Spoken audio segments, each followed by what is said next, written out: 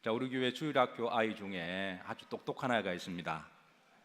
부모들은 영재라고 생각하고 아주 똑똑한 아이인데 제 나에게 7, 8살 정도밖에 안 되는 아이인데 나에게 이렇게 러브레터를 보냈어요. 그래서 제가 마음이 너무 따뜻하고 행복해서 행복한 시간을 보냈는데 이렇게 적었습니다. 담임 목사님, 목사님이 예배를 그렇게 힘들게 하는 줄은 몰랐어요. 그러니까 제가 편지를 썼어요. 목사님을 위해서 기도할게요. 힘내세요. 사랑해요. 제 마음이 이렇게 힘이 되고 위로가 되어서 예수님께서 어린아이 같지 않고는 천국에 못 가신다는 말씀을 제가 다시 한번 제가 깨달았습니다. 그런데 제가 걱정이 되는 거는 이 아이가 내가 일전에 7, 8살 정도 되는 아이인데 작년쯤인가요? 너 커서 뭐 될래? 그러니까 목사 된대요. 근데 내용을 보니까 목사님 그렇게 힘들 줄 몰랐어요. 아마 앞으로 목사 되는 걸 포기하지 않을까 그런 걱정은 있습니다. 자, 계시록 12장 보면 여기에 조금 이렇게 좀 난해하고 이해하기 힘든 또 그런 난해 구절들이 나옵니다. 제가 일전에 한번 계시록에 있는 난해 구절만 가지고 제가 일주일 동안 한 적이 있습니다. 사실 계시록 전체를 이렇게 하다 보면 이렇게 깊이는 못 들어가요. 그래서 난해 구절만 가지고 몇 가지만 딱딱 한 일주일 동안 한 적이 있는데요, 12장이 바로 난해 구절에 들어가는 부분이기도 해요. 해를 입은 여자가 누군가, 일단 용어 자체가 약간 좀 어렵기도 하고, 그 계시록 13장도 여러분 잘 아는 666도 이게 또 풀어야 될 난해 구절이어서 시간적으로 제가 큰 틀만 제가 말씀드릴 테니까 그렇게 이해를 하시고, 자, 12장 1절 다 같이 합독하십니다. 하늘에 큰 이적이 보이니 해를 입은 한 여자가 있는데 그 발 아래에는 달이 있고 그 머리에는 12벨의 관을 썼더라. 도대체 무슨 말인지 모르겠습니다. 그래서 이 여자가 누구냐, 해를 옷 입은 이 여자가 누구냐, 여기에 네 가지 개념만 소개시켜 드립니다. 마리아라고 하는 개념가 있습니다. 자, 그러면 이거로 이제 얼핏 보면 마리아 같아요. 문맥적으로 보면. 그래서 아무 생각 없이 읽으면 마리아다 그러면 그렇구나 하고 그렇게 고개가 뜨끈뜨끈 하는데, 문제는 이걸 마리아로 해석하게 되면 이제 다시 계시록이 장차 될 일이 아니라 과거로 돌아가게 되어버립니다. 그래서 이건 안 돼요.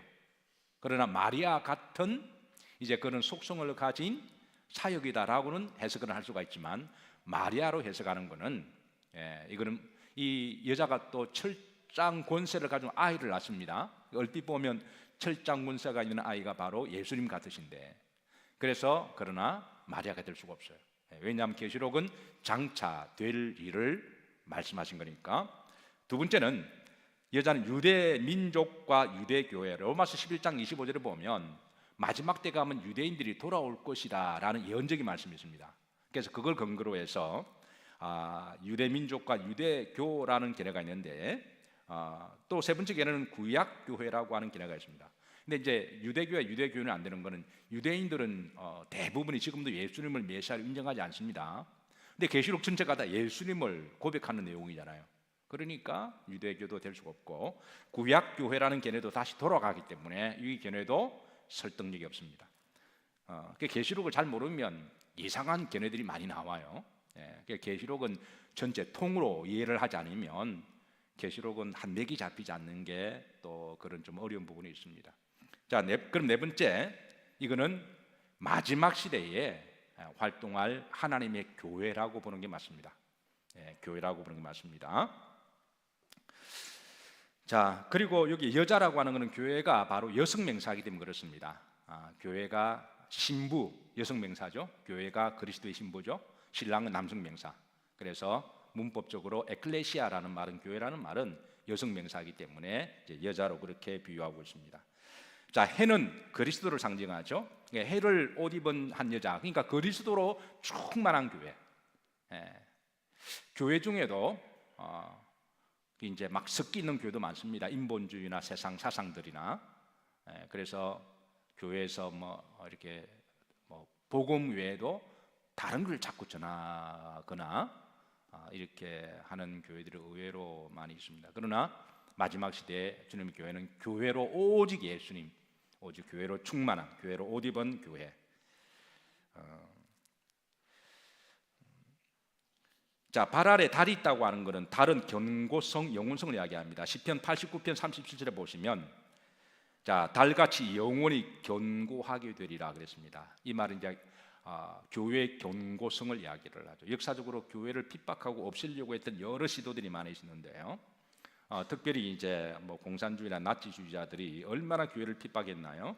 그러나 그 당시에는 교회가 큰 어려움을 당했지만 결국은 다시 교회는 굳건하게 다시 서고 회복되었습니다. 네. 자, 그리고 머리에 12별의 관을 썼다고 하는 것은 계시록 1장 20절에 별은 주의 종이라 그랬죠. 그러니까 교회에서 주의 종을 통하여 하나님이 주의 복음을 전하게 하시고,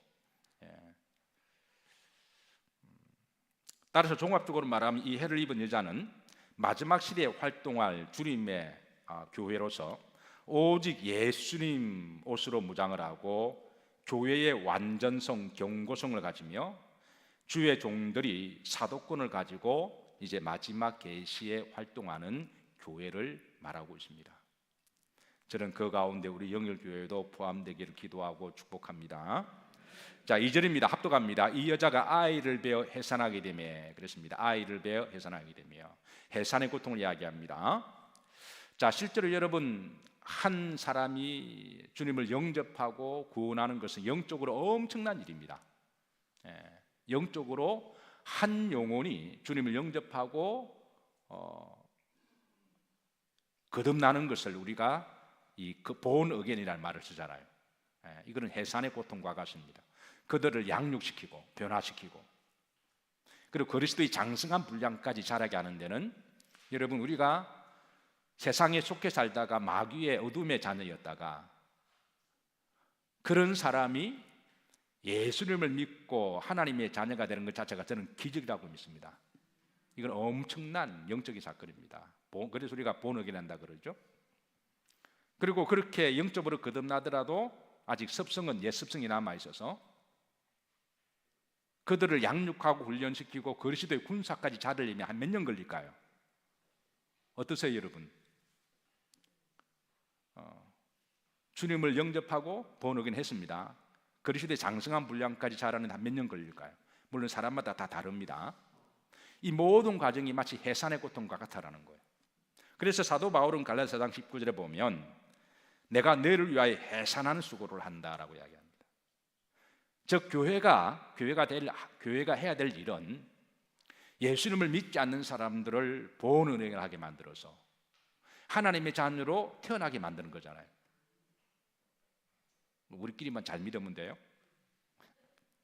굴러온 돌, 박힌 돌 뺀다고 오면 그냥 보지도 않고 그냥 그러면 안 돼요. 정말 불신자들이나 아직 구원받지 못한 사람 들어오면 우리가 하나님의 마음으로 정말 그들을 잘 환영하고 잘 섬겨야 됩니다. 정말 잘해야 돼요. 왜? 그게 하나님의 마음이면 그래요. 그래서 그들을 말씀으로 가르치고 변화시키고 양육하는 모든 과정들이 이게 여인이 해산하는 고통입니다. 이게 교회가 해산하는 과정을 거치는 거예요. 그 한 사람이 변화되고 성장되고 성숙되어서 이제는 더 이상 목회자가 신경을 안 써도 시험 들 일 없고 무슨 말을 해도 삐지지 않고 무슨 일을 맡겨도 순종으로 할 수 있는 그 정도까지 여러분 되려면 한 몇 년 정도 걸릴까요? 제가 한 몇 년 정도 참아주면 될까요? 평생 저보고 참으시래요.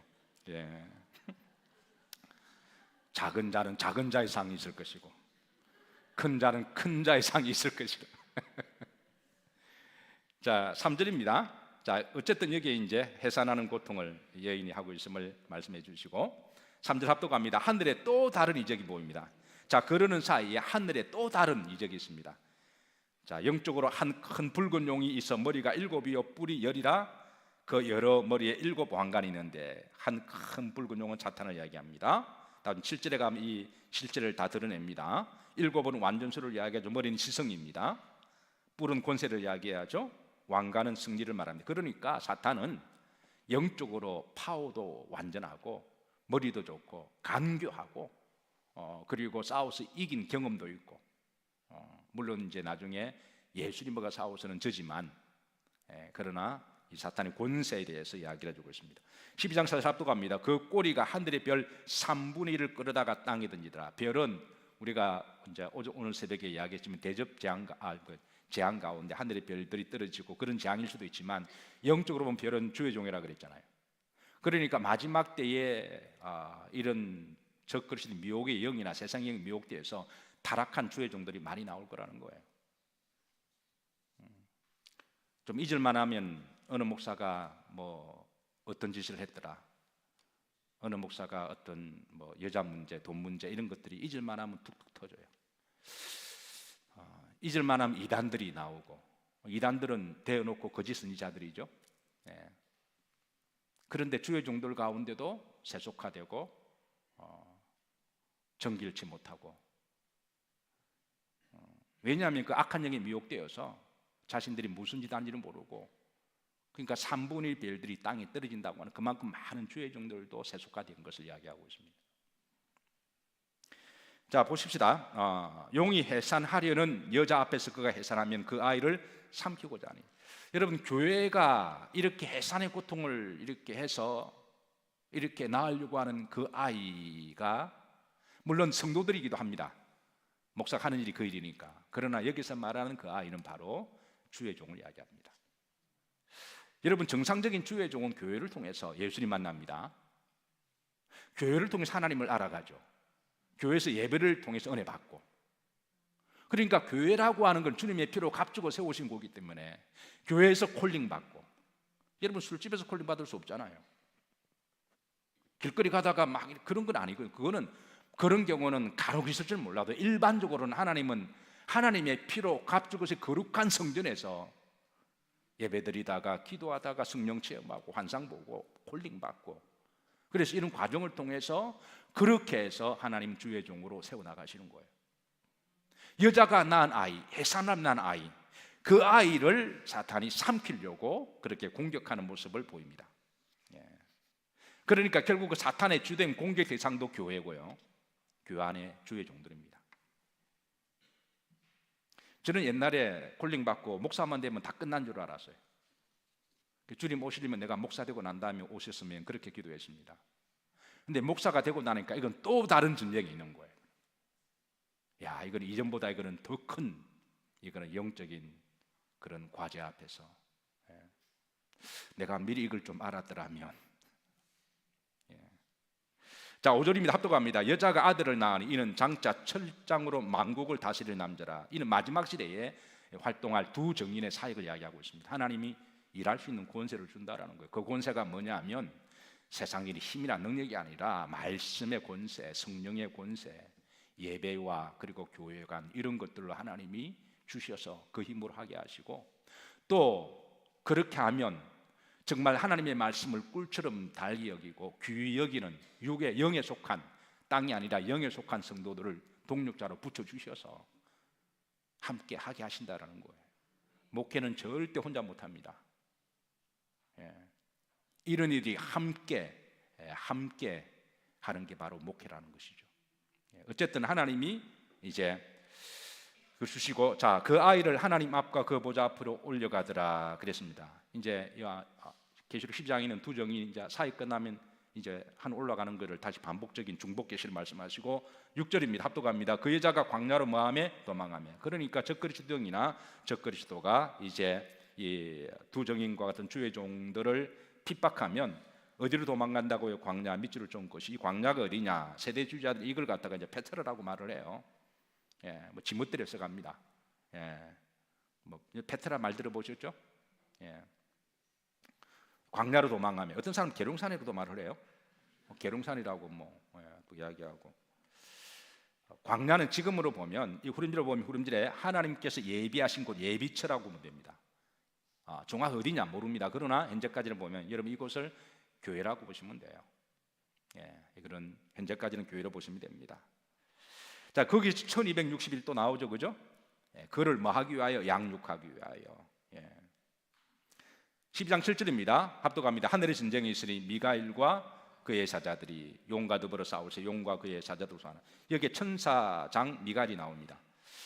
천사장은 성경에 보면 여러 종류의 천사들이 나와요. 수없는 천사들이 나옵니다. 그런데 천사들도 차이가 다르고 레벨이 있는데요. 흔히 이제 천사장에 대해서 싸우고 군대에 대한 그런 부분은 미가엘이 나옵니다. 마지막 시대에 적그리스도인과 더불어 싸우는 천사장도 미가엘을 이야기하고, 계시록 10장 1절에 나오는 힘센 천사의 큰 힘을 가지고 있는 것도 사실 미가엘을 그렇게 이야기를 하고 있거든요. 다니엘 12장 1절에 보면 여기에 큰 군주 미가엘, 하늘의 전쟁에 있을 때 바로 다니엘이 본 큰 군주 미가엘을 보게 됩니다. 그런가 하면 이 가브리엘 어디 있나요? 우리 교회에 있습니다. 가브리엘은 천사장 중에 복된 소식을 전하는 천사장이에요. 그게 이제 누가복음 1장 20절에 보면 가브리엘이 나옵니다. 예수 그리스도의 탄생에 대해서 하나님이 가브리엘을 보내서 큰 은혜를 입은 자여 그러면서 이제 만국을 다스릴 메시아 예언된 소식을 전해주고 계십니다. 천주교에서는 라파엘을 이야기합니다. 천사장 라파엘. 그런데 성경은 없습니다. 외경에 라파엘이 나오기 때문에 라파엘을 주장하는데, 저는 그거는 아니라고 생각해요. 어쨌든 이렇게 이제 천사들도 이렇게 연계에 있어서 여러 종류의 천사들이 있고, 이게 이제 미가엘, 가브리엘 같은 경우는 이제 군대 마지막 시대에 싸우는 천사장임을 알려주고 있습니다. 자, 하나님 이 미가엘을 통해서 이제 영적인 하늘의 전쟁을 하게 하시는데요. 자, 12장 8절입니다. 합독합니다. 이기지 못하여 다시 하늘에서 그들이 있을 곳을 얻지 못한지라. 그러니까 마지막 시대에 적그리스도 영과 적그리스도가 마지막 영적 싸움의 대상은 사실은 하나님입니다. 태초에 하나님께 대들었다가 쫓겨났죠. 그래 루시엘이 루시퍼가 되잖아요. 그러니까 마지막 역사의 마지막 에스카톨로지의 마지막 정점에 다시 영적으로 하늘의 싸움이 있고, 그런데 하나님이 미가엘을 보내서 또 이기게 하시고, 그 악한 영이 또 마지막 때 다시 또 땅으로 쫓겨나게 되는데요. 12장 9절 이제 용에 대해 정체를 이야기합니다. 큰 용이 내어 쫓기는 옛뱀 곧 마귀. 그 정체를 이제 밝힙니다. 옛뱀 곧 마귀. 그리고 뭐라고도 하며 사탄. 사탄은 이게 이제 구약적인 용어고 마귀는 신약적인 용어 같은 말입니다. 온 천하를 꿰는 자 밑줄 것이에요. 자, 마귀 사탄의 목적은 많은 자다, 온 천하를 꿰는 자입니다. 그래서 여러분 사시다가 조심해야 될 게 사마귀를 조심하셔야 돼요. 사마귀, 사탄, 마귀, 귀신, 이게 다 한영적으로 같은 거거든요. 어디 가더라도 이러면 사마귀 조심하세요. 자, 이들의 영의 목적은 온 천하를 꿰는 자인 거예요. 아담과 하와도 꿰임을 당했잖아요. 이걸 먹으면 눈이 밝아지고 탐스럽게 되고 지혜롭게 되고 돈도 벌고 부자도 되고, 그리고 죽지 않고 하나님처럼, 매시대마다 달콤한 말로 꿰는 자입니다. 어떻게 꿰일지는 몰라요. 근데 주로 어떻게 꿰냐면, 여러분 제가 그 어떻게 꿰는지 하나 제 비법을 말씀드릴까요? 사탄은 여러분들의 약점을 제일 잘 알고 있습니다. 그걸 건드립니다. 케이스 바이 케이스입니다. 그래서 계시록 라오디아 교회를 향하여 너희 부끄러운 부분을 수치를 안약을 사서 바르고 믿음의 옷을 사서 입고 정금을 사서 무장하라 그러잖아요. 사람마다 다 약점이 있습니다. 저도 있고 여러분도 있고, 없는 게 없어요. 어떤 사람은 이성이 약해요. 어떤 사람은 물질이 약합니다. 어떤 사람은 자존심이 약해요. 어떤 사람은 이 상처 트라우마가 있습니다. 어떤 사람은 외모에 있습니다. 어떤 사람은 인간관계에 있습니다. 어떤 사람은 가정의 문제가 있습니다. 그런데 그런 부분을 기가 막히게 파고 들어온다는 거예요. 그래서 여러분, 우리가 나의 부족한 부분을 하나님께 고백하고 빨리 극복하는 게 지혜입니다. 누가 뭐라고 건드려도 그것 때문에 돌지 않고, 그것 때문에 시험 들지 않고, 그거 해결 못하면 계속 그것 가지고 이제 사탄이 장난치거든요. 어쨌든 꿰는 자입니다. 온 천하를 꿰는 자입니다.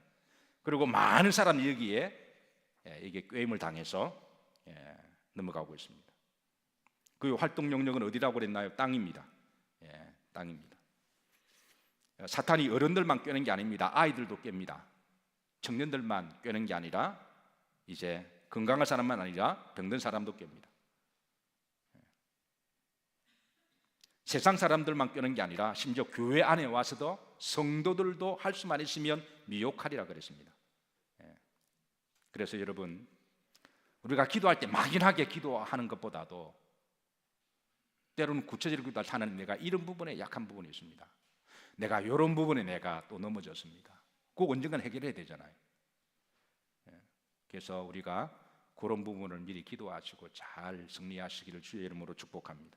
10절입니다. 합독합니다. 내가 떠들으니 하늘의 큰 음성이 있으리되 이제 우리 하나님과 구원과 능력과 나라와 또 그의 그리스도의 권세가 나타나니 그리스도의 권세 밑줄 것이고요.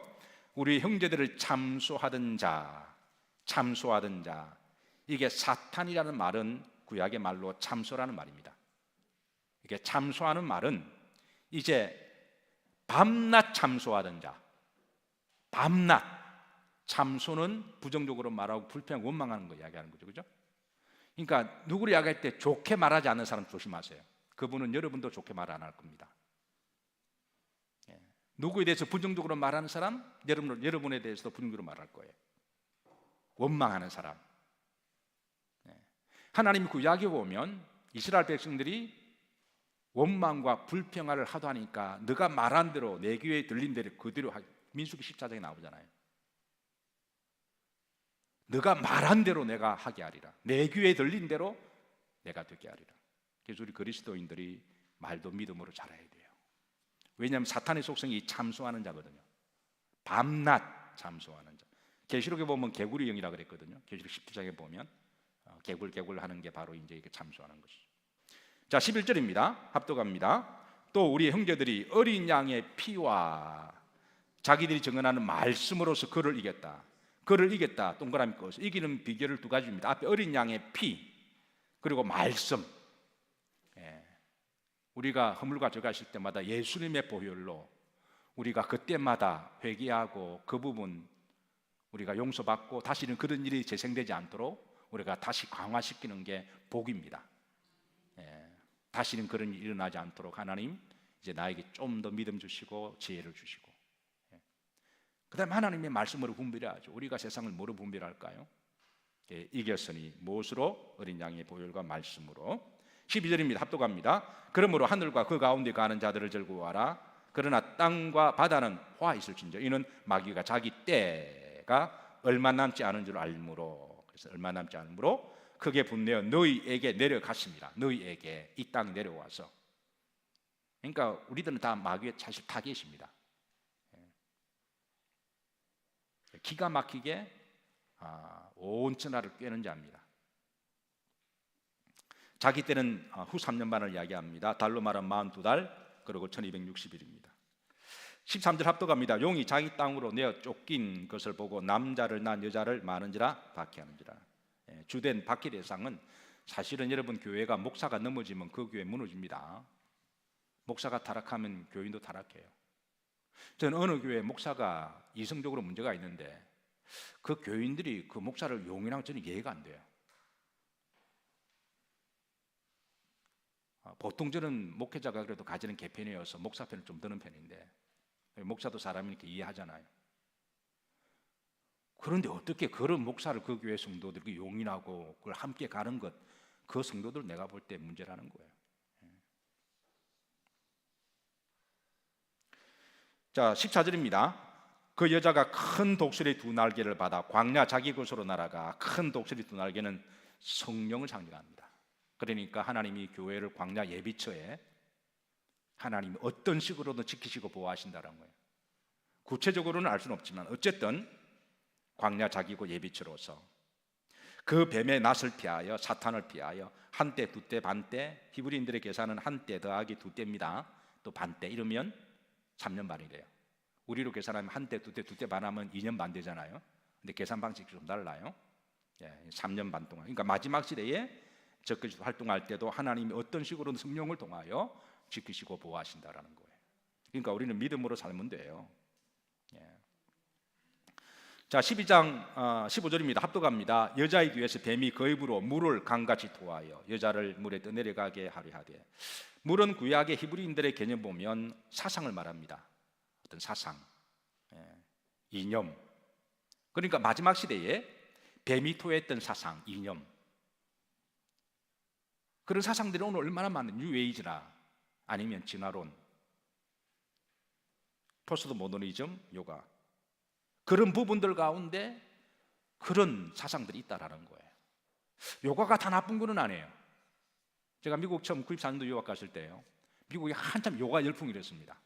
YMC나 모든 단체마다 심지어 교회에서도 요가를 하더군요. 아마 서양 사람들이 동양 사상이나 종교를 잘 몰라서 막연한 어떤 신비주의에 빠져서 관심을 가진 사람들 의외로 많이 있어요. 불교가 뭔지도 모르면서 교회 다니는 사람들이 불교에 관심이 있어요. 우리는 불교를 잘 알잖아요. 그러니까 잘 알지도 못하면서 그냥 불교 이야기하고 불교책 몇 권 가지고 있는 걸 마치 우리 옛날에 영어 원서 몇 개 가지고 다니면 영어 잘하고 뭐 좀 또 그런 거 타임지 들고 다니면 꼭 그렇게 뭐 그런 것처럼 잘 알지도 못하면서 그냥 거기에 대해서 굉장히 신비주의를 가지고 있어요.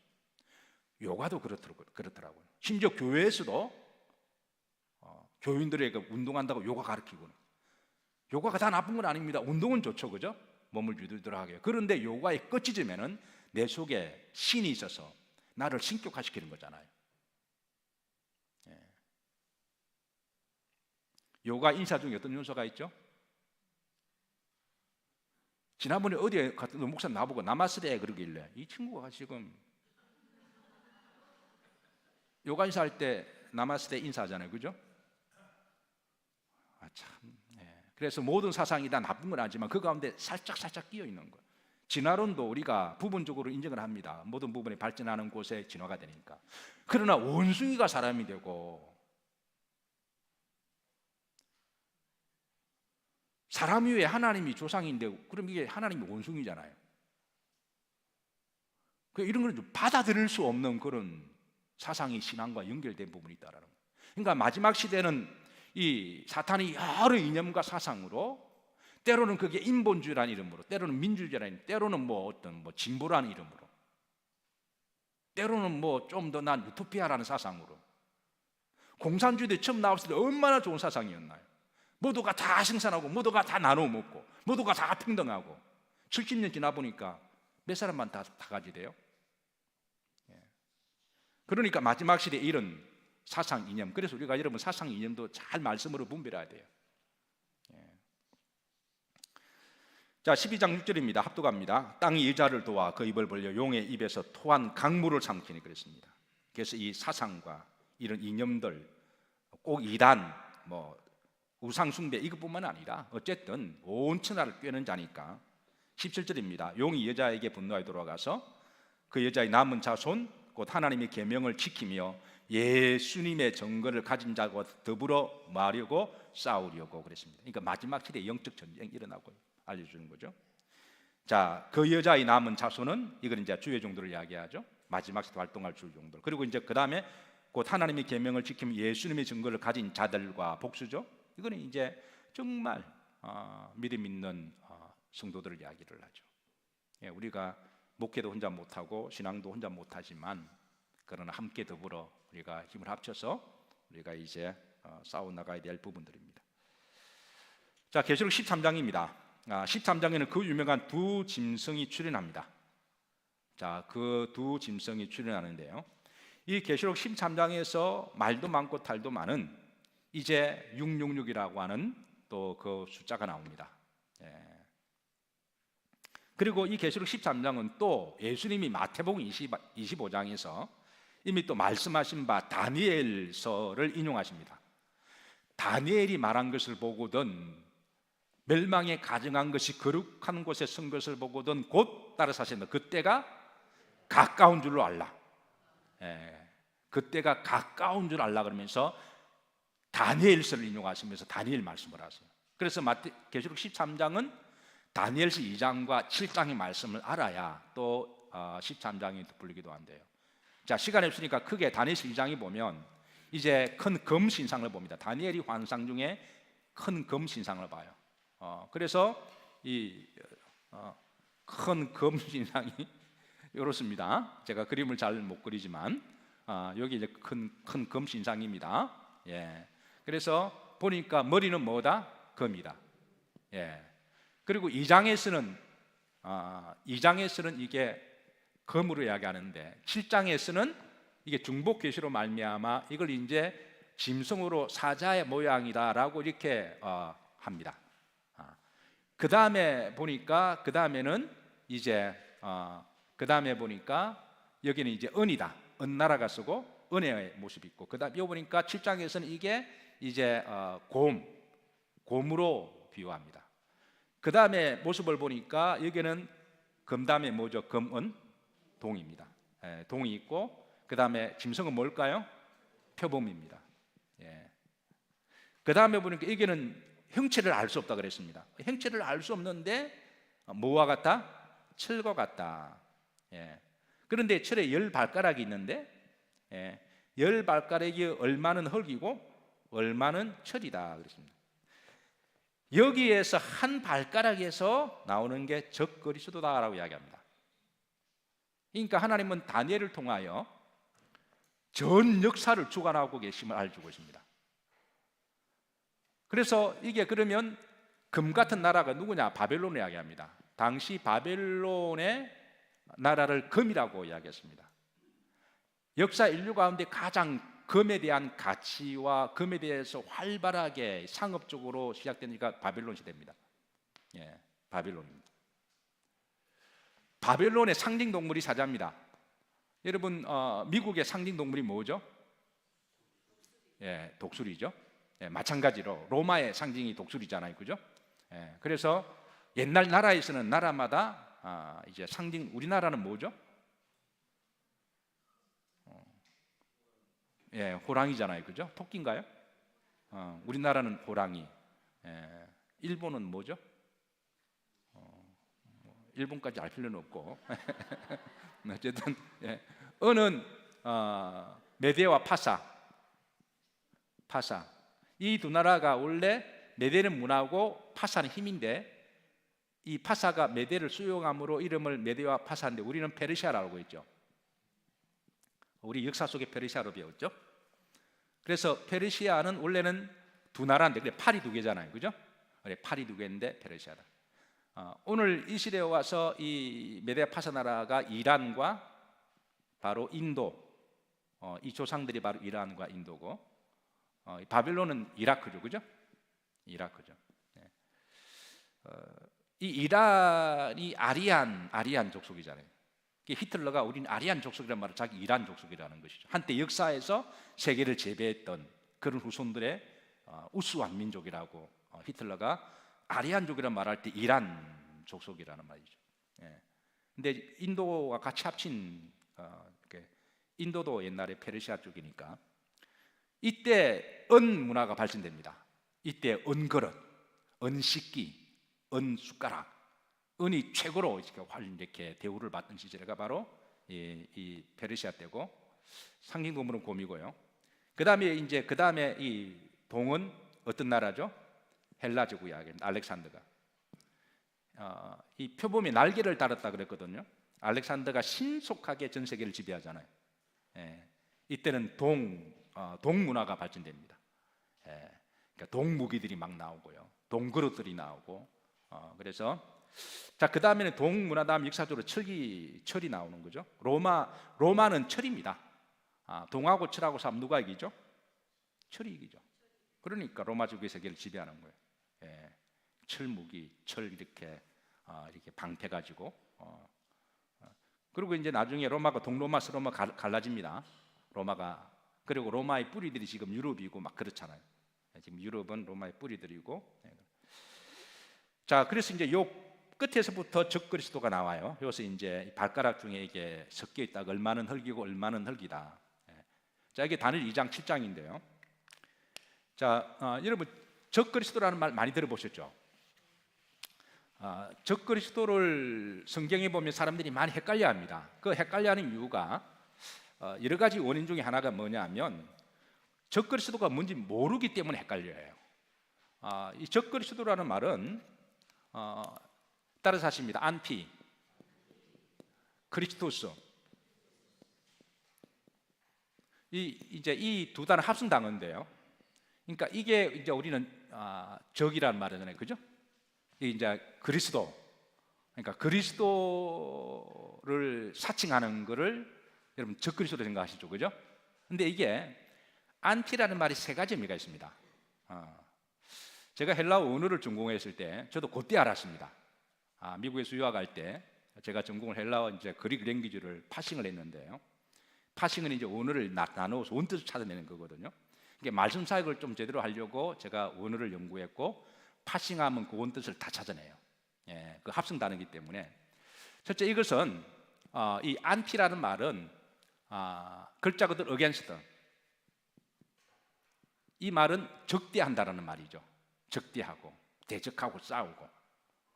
그래서 예수 그리스도와 대적하는, 이런 의미를 가지고 있습니다. 두 번째, 아파짓. 이 말은 반대편에 쓰는 거예요. 대적은 하지 않지만 예수님을 믿지 않는 거예요. 나쁜 사람은 아닌데 예수님을 안 믿습니다. 그러면 그 사람도 죄송하지만 적그리스도인이 미혹된 거예요. 세 번째, in spite of. 이 말은 뭐 대신해서 사칭하는 거 있죠. 이게 대표적인 이단들 교주들입니다. 그러니까 요 세 가지가 바로 해당되면 적그리스도입니다. 성경이 보면 이렇게 어원적으로 풀고요. 자, 이렇게 돼 있고, 성경에 보면 세 가지 적그리스도를 알려줍니다. 첫 번째, 적그리스도의 영을 이야기합니다. 영. 적그리스도의 영은 옛날부터 항상 있었습니다. 이 마귀의 영이니까, 그죠? 성경이 다 있습니다. 두 번째는 적그리스도에 따라서 삽니다. 모형들. 역사 속에 나타났던 많은 적그리스도 같은 사람들이 있습니다. 뭐 이렇게 예를 들어서 네로 같은 거, 안티오코스 에피파네스라든가, 아니면 히틀러 같은, 뿐만 아니라 뭐 독재자들 뭐 이런 것들잖아요. 그러니까 하는 짓이 꼭 이 적그리스도 같은 모형들이 있음을 이런 말씀하고 있습니다. 세 번째는 종말의 시대 마지막 때 단수로서 이제 적그리스도가 등장합니다. 계시록 13장에. 그래서 요 세 가지 개념과 어원을 알게 되면 성경에서 말씀하시는 여러 가지 나오는 적그리스도에 대한 이해가 됩니다. 그러나 이걸 모르면 헷갈려요, 나올 때마다.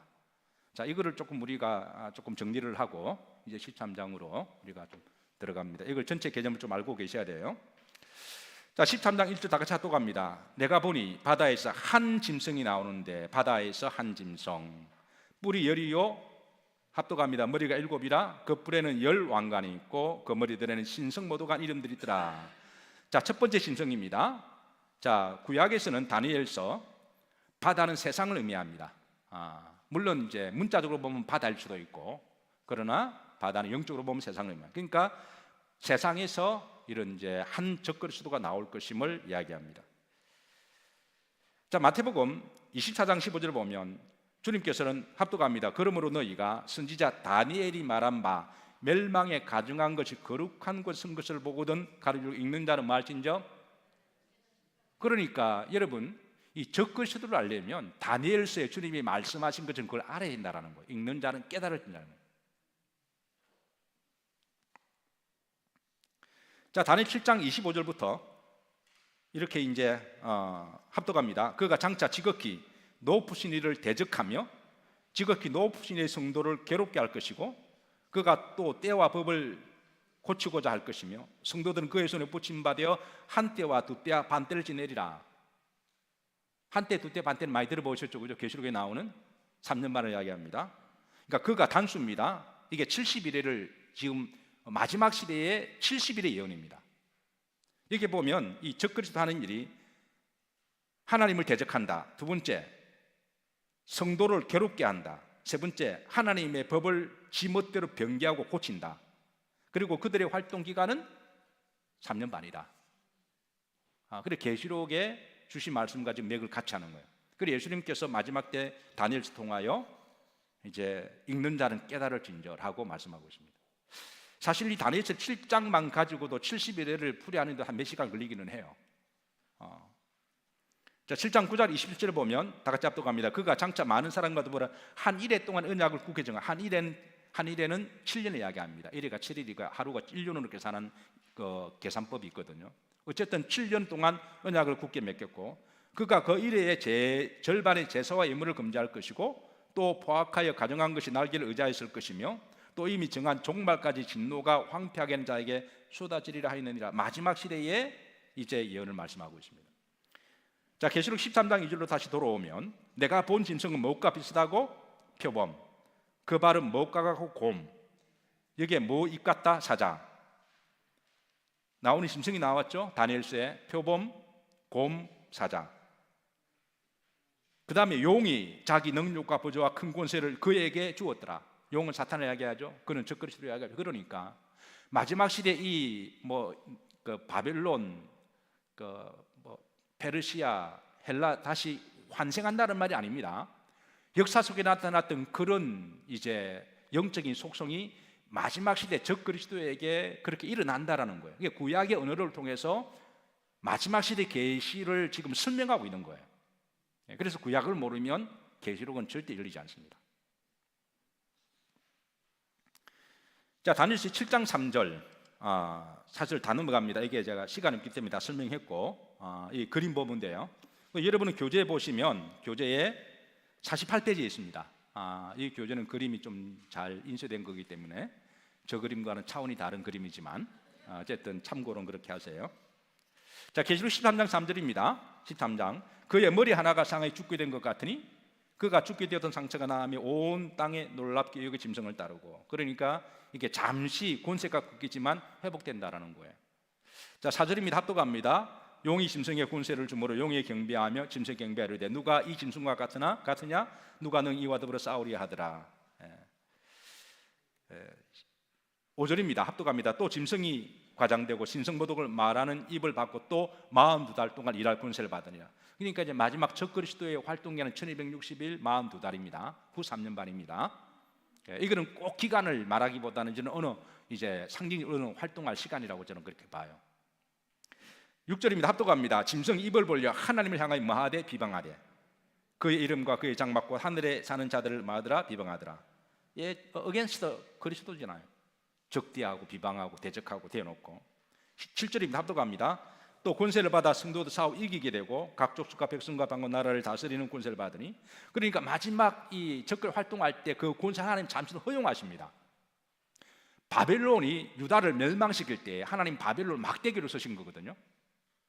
어차피 역사를 주관하시는 하나님이시니까 하나님이 마지막 때 적그리스도 활동을 하나님이 허용하십니다. 왜냐하면 성도들이 인내와 믿음을 진짜 보기 위해서 그러는 거예요. 나중에 보면 성도들의 믿음이 진짜 여기에서 드러난다라고 말씀하고 있습니다. 자, 10장 8절입니다. 합독합니다. 죽음을 당한 어린 양이 생명책에서 창세기로 이름이 기록되지 못하고 이 땅에 사는 자들은 다 그 짐승에게 뭐하더라? 그러니까 이제 많은 사람들이 정말 오직 예수님, 오직 신앙관이 분명하지 않는 사람들은 워낙 여러 가지 방법 온천하를 꿰니까 자기도 모르게 다 넘어가는 거예요. 자기도 모르게 나마스테 하고 만나면 사람들 목사가 만나가지고 나보고 나마스테 그러길래 나도 순간적으로 손모을 뻔했다니까요. 갑자기 나도 나마스테 그러길래 한복 입고 만나가지고 이 친구가 지금 9절입니다. 누구든지 뭐 있는 자 들을지어다. 10절입니다. 합독합니다. 사로잡힐 자는 사로잡힐 것이고 칼에 죽을 자는 마땅히 칼에 죽을 것이니 성도들의 인내와 믿음이 어디에 있다? 밑줄 것이요 성도들의 인내와 믿음이 여기 있다. 자, 두 번째 짐승이 나옵니다. 11절에 합독합니다.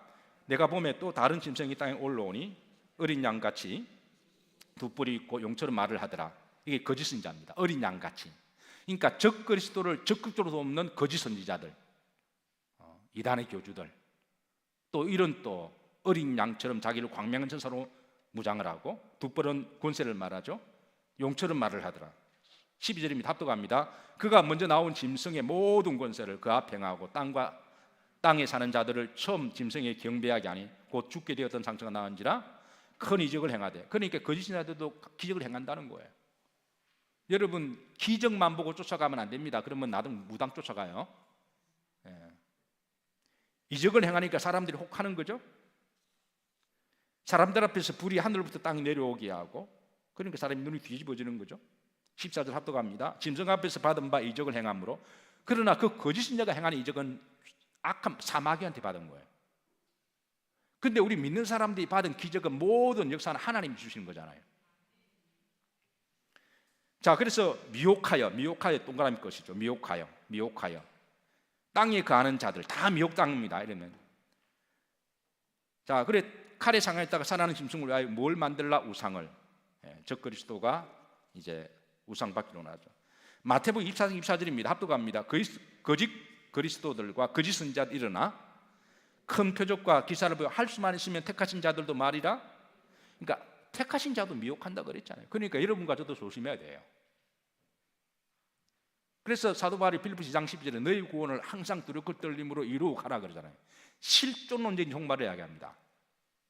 요한계시록을 듣고 어느 곳에 그날과 그 시가 어느 장소 보고 그때만 그 전까지는 지멋대로 살라 그날 알면 그날만 그건 잘못된 종말론이죠. 그러니까 항상 두렵고 떨림으로 실존론적인 개인적으로 죽음을 종말을 준비하고 실존 종말을 준비하며 우리가 늘 깨어 있는 게 그게 바로 이제 코람데오 믿음인 거죠. 자, 15절 합독합니다. 그가 권세를 받아 그 짐승 우상의 생기를 주어 그 짐승 우상에게 말하게 하고 또 짐승 우상에 경배하지 않는 자는 몇이든지 다 마게 하더라 죽이게 하더라. 16절입니다. 합독합니다. 그가 모든 자 곧 작은 자나 큰 자나 부자나 가난한 자나 자유인이나 종들에게 그 오른손이나 이마에 뭘 받게 하고 표, 그 유명한 이제 666표가 나옵니다. 여기 등장합니다. 17절 누구든지 이 표를 가진 자 외에는 뭐를 못하게 하니? 매매, 밑줄 것이에요. 그러니까 이 666표에 가장 사용하는 수단은 매매입니다. 경제입니다. 물질입니다. 이 표는 짐승의 이름이나 그 이름의 수라, 지혜가 여기 있으니 18절에 지혜는 소피아입니다. 이거는 영적인 지혜를 이야기합니다. 그러니까 머리 좋고 공부 많이 했다고 이걸 풀어지는 게 아니에요. 총명한 자, 이거는 지혜를 이야기합니다. 저는 가끔 영적인 지혜가 있다고 그러는데 기본적으로 세상적인 상식과 지혜가 없는 자들을 그런 사람도 조심해야 돼요. 그러니까 우리가 세상을 배울 만큼은 배우고 최소한 문교부에서 인정한 그 정도의 지식과 상식의 지성을 가지고 우리가 영적 지혜를 해야 그게 형이상학적이죠. 형이하학적인 것을 이야기하면서 영성을 이야기하는 것은 제가 볼 때는 그 무당들 비슷한 거예요. 그거는. 그래서 이게 지혜와 총명은 영적인 지혜와 이 세상의 희성을 이야기합니다. 그래서 이런 사람들은 그 짐승의 수를 세어보라. 그것은 무엇의 수다? 사람의 수다. 그의 수는 뭐다? 666이다. 자, 이 666에 대해서 여러 견해가 있는데 어떤 사람은 한때 유럽연합과 정치 지도자들이라고 해석했습니다. 왜냐하면 로마에서 10가지 발가락이 뻗어나간 데가 주로 유럽과 미국 쪽이니까. 자, 컴퓨터라고 하는 견해가 있습니다. 그래서 이렇게 주장하는 사람이 이시 유럽 연합 단일 공동체 컴퓨터 이름이 비스트인데 이게 짐승이라는 것이죠. 두 번째, 컴퓨터라고 하는 영어 단어를 영어도 숫자가 있어서 알파벳에 이거를 합치면 666이 나온대요.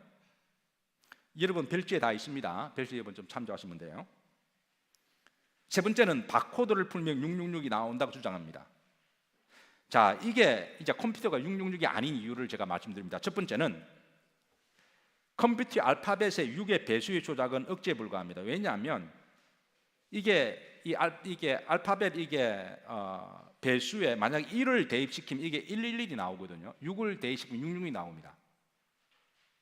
그러면 111이 나오면 이게 3일체가 되니까 이거는 또 이게 또 말이 또 이렇게 무조건 갖다 붙이게 되는 거예요. 바코드의 666은 첫 줄과 마지막 줄이 어떤 사람이 그게 6으로 해서 6이라 가운데 6이라고 이야기를 해요. 그런데 그거는 물건을 인식하는 시작과 중간에 끝을 표시하는 정보일 뿐이지 그게 666은 아닙니다. 그건 단순하게 숫자의 정보입니다. 만약에 이 바코드가 666이라면 우리는 날마다 물건을 살 때마다 표를 사는 거예요. 먹는 것도 바코드가 다 있으니까 날마다 우리는 이제 666을 먹는 거예요. 그런데 이 웃기는 거는 이렇게 주장하는 사람도 바코드 물건을 사요. 이 넌센스입니다. 그러니까 기본적인 지식이 없는 사람들이 무식하게 막 성경을 풀어나가면 이런 말들을 하는 거예요. 그거는 단순하게 숫자의 정보일 뿐이지. 그리고 그 수는 사람의 수라 그랬잖아요. 컴퓨터가 사람 아니잖아요. 아니, 컴퓨터가 사람인가요? 분명히 성경이 그 수는 사람의 수라 그랬잖아요. 자, 그러다가 또 몇 년 전에부터 나온 이야기에 생체 칩이라는 기능이 있습니다. 그러니까 베리 칩이라고 하는 LFID라고 하는 무선 식별 장치가 한때 요것 때문에 또 이슈가 된 적이 있는데요. 자, 이것도 육룡제라고 할 수 없는 거는 첫 번째, 이 생체 칩을 받는 것하고 신앙하고 아무런 관계가 없습니다. 우리가 여러분 구원을 받고 안 받는 거는 내 몸에 뭔가 칩이 들어와서 결정되는 거야? 예수님을 믿고 안 믿고 결정되는 건가요? 우리가 구원의 결정은 예수님 내 신앙 고백이지. 아니 그럼 수술 받은 사람이 몸에 뭐 칩 하나 집어넣으면 그 사람은 구원 못 받는 건가요? 허리에 심을 심어 놓으면요. 그것도 육육육으로 말하는 것도 그것도 참 위험스러운 발상이고요. 이것도 칩도 이게 정보의 수단이기 때문에. 세 번째, 만약에 그 생체 칩이요, 이게 이마나 손이나 받지 않고 어떤 사람은 이 배에 심으면 또 그거는 육육 아닌가요? 그러면요? 아니 이마나 손 말고 다른 데도 심을 수 있는 거잖아요. 예를 들어서 우리가 어디 몸을 아프면, 예를 들어서 강아지가 길을 잃었는데 강아지를 찾기 위해서 몸에 정보장치를 좀 심어 놓으면 그건 걔가 육육육 받은 건가요?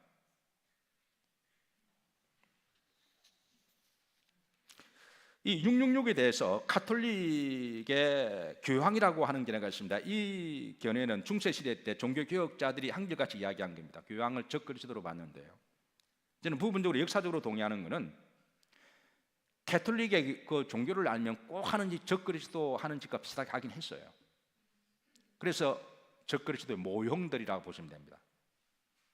우리가 적그리스도라는 용어는 자체가 세 가지 있다 그랬죠. 적그리스도의 영, 적그리스도 모형들, 그리고 적그리스도 단수의 실체.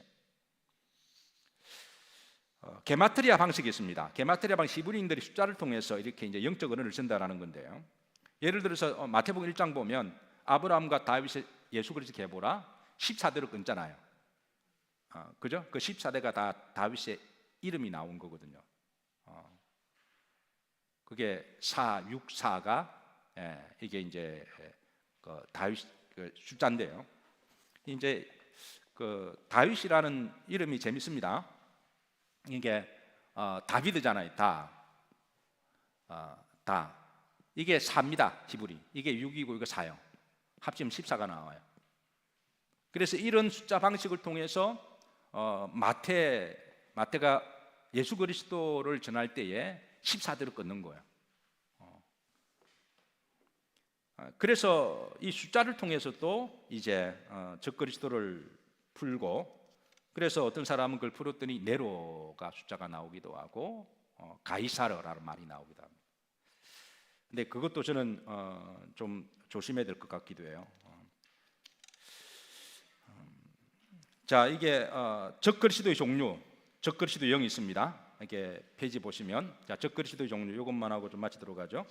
적그리스도 영, 요한일서 4장 1절, 4장 3절 성경에 나옵니다. 오른쪽으로 보면, 자, 예수님을 시인하지 아니냐는 영마다 하나님께 속한 것이 아닌 이것이 곧 적그리스도 뭐다?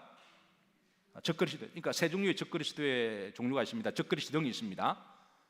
그러니까 사람들이 많이 적그리스도 단수만 생각하는데 그렇지 않습니다. 적그리스도 영이 있습니다.